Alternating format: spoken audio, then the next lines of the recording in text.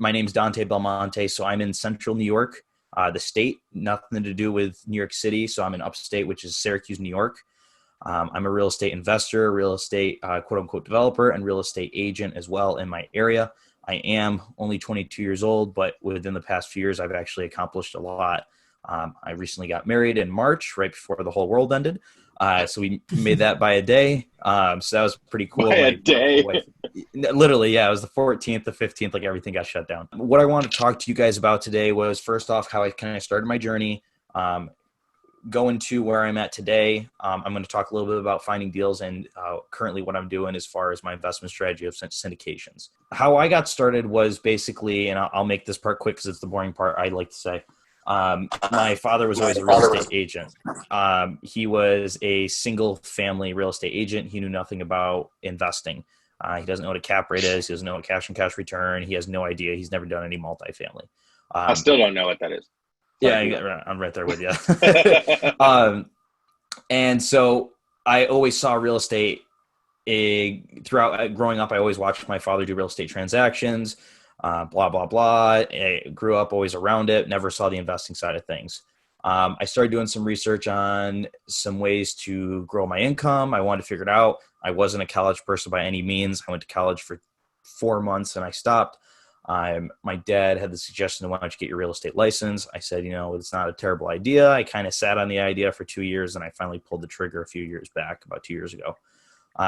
Starting out, the first one was basically a house hack. I bought a duplex FHA. I had the analysis paralysis, just like a lot of people do. The way I got over it, and I do not suggest anyone does this ever. I was analyzing deals. I was going to this off-market property. I told myself, hey, you need to buy this property or else you're never going to get started. That law of the first deal, that snowball effect.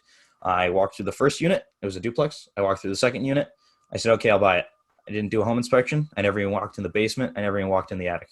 I do not suggest anyone does this. Luckily, it's my highest cash flowing property to this date. And I knew the seller, so I knew he wasn't really going to screw me over. But because I did that, that's what got me started.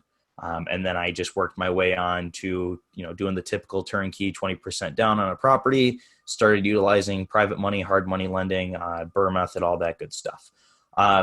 What I'm currently doing today is I did put the brakes on small multifamily, single family for a little while, the occasional flips, because I'm doing what is called a syndication. I'm sure a lot of you guys are familiar with a syndication. It's basically a bunch of investors pooling their money together to buy and acquire larger assets. So when you drive by and you see those 200 unit apartment complexes and you say, wow, I wonder who owns that. It's typically a group of investors, a REIT, and sometimes it is individuals who have a higher net worth and have built their way up to that. We've got GPs, general partners, LPs, limited partners, general partners being myself, limited partners being the passive investors that put their money to the deal. And when I say passive, meaning they don't really have a say in what goes on in the deal, they just get the returns quarterly or monthly, depending on how we have the deal structured. Do you have to be certified to be able to invest in these type of funds, or can you just passive investor? You just got a bunch of money. I mean, what does it take to kind of invest that way? That's a great question. So if we're looking more at the limited partner side for investing capital, we do file with the SEC, the Securities and Exchange Commission, as a either 506B or 506C offering. 506B, I don't have it in front of me, but I believe it's up to 35 accredited investors, meaning you have a million, it's, I don't have the notes from me. It's a million net worth. Sophisticated investors, if you're a sophisticated investor. Yep. For the accredited investors, which is a million net worth outside of your home value. And then it's single file 200K income within the last 2 years. If it's married, filing jointly, it's 300K. And I'm not going to get into the big differences of 506B and C, but that is the differences. So if you are an accredited investor, depending on how we are filing with the SEC with our attorney, you do have to meet that million net worth minus your home.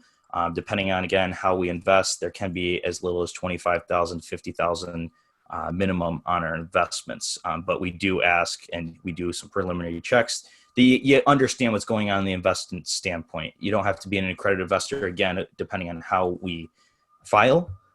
But Just about anyone can do it, depending on how you file and if you meet our minimum and if we feel like we have that good connection and what we're doing works well for you. Typically, you can't just come to us and say you want to invest, or we can't advertise it to the public. We really have to have that relationship and have multiple touches ahead of time. So we have the GP versus the LP split. It's typically anywhere from an 80-20, 20% being GP, 80% being LP, and I've seen all the way down to 60-40, so 60 for the LP, 40 for the GP. That's how the splits look like, and I'm not going to get too much into the way we structure our deals as far as preferred returns, IRR, all that good stuff. But what we're doing for raising capital, again, depending on how we're filing with the SEC, these are for investors that have a much more passive role.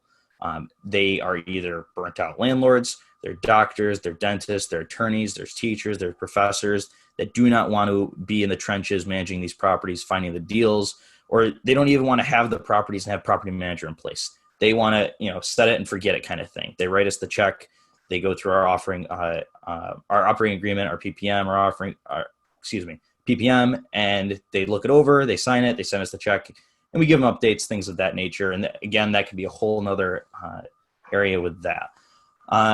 So again, when we're raising that capital, it's typically private investors we work with or individuals we have relationships with. So you started off with single family and you said quads and things like that. Small multis, yep. Why did you pivot? What attracted you to syndications? I'm curious. That is a great question, and I'm so glad. I was hoping someone would ask that. So basically what I was doing was I was securing all these properties, and I was loving it. I was seeing some great cash flow, up to $1,000 cash flow on a duplex. I was very impressed with, yeah, exactly. I was very impressed with how it was going. But you look at that turnkey model, which is what most people do, and it's the 20% down. And typically your cash on cash return is anywhere from 10 to 20%. You do the math, it's going to take a few years to get that initial down payment down. To start tackling most of these assets or a majority of assets rapidly, it's going to take a long amount of time. I mean, how many people here have 20, 25% down to put down 10 properties a year? You don't. And then that's why, so I saw that method as the turnkey is great to begin with, but I need to pivot somewhere else where I can recycle my capital. And that's where I pulled in the Burr method. So I was like, okay, this makes sense. I can put in my capital. I can look for an asset I can acquire an asset below the market value, build some value in that, refinance it. I've got some great relationships with lenders. I have one lender I'm doing an 85% loan to value with locally because I have that relationship through my church actually. And I'm able to pull out all that capital. Letting you borrow that 10%? No. So then I saw that method great as well. But then the hiccup I came with that is also there's so much competition in that marketplace. Everyone's trying to get a deal and everyone's trying to get it for under market value. Everyone's trying to pull off the Burr. Properties are getting more and more expensive. Therefore, it's becoming more and more increasingly difficult to grab those assets at a discounted value. And it was very time intensive, and I wasn't seeing that it was working out too well. And I didn't want all these assets scattered all over the place. So I looked around. I kind of did some research. I knew what syndication was, and I always told myself that's ridiculous. I don't want to do it. That's way too much work. Like, I don't want to get into any of that. Started, reading the books, listening to the podcast, talking to some other of my buddies that did syndications, and I was like, this makes sense for me. But what you guys need to understand about syndication is it's not another passive role you take. It's a full-time job. You're going to have to quit your job to do it. It's all I do at the moment. My partner and I, he was an engineer. He did $10 million development projects for Tesla. He left his job to do this. It is a job. It's not something passive where you have a few duplexes or multifamilies or single families on the side. And so, Shannon, to answer your question, I know I kind of got off on a tangent. I needed to figure out a way to put all my assets in one basket in a good way, meaning they're all under the same roof. I needed to find a way to do it a little bit more professionally with other people's money and something that's actually worth the time. So if I could invest $0 of my own, use all of other investors' money, but do it at a large scale instead of a duplex here, a single family here, a triplex here, another duplex here, it would make much more sense for me. And I'm the kind of person that, like I said, I didn't go to school, I didn't go to college. And, I think to myself, this real estate's my end all be all. If this doesn't work out, I don't know what I'm going to do. And so that's kind of how I pivoted to syndication and thought that would be where I should allocate a majority, if not all of my time.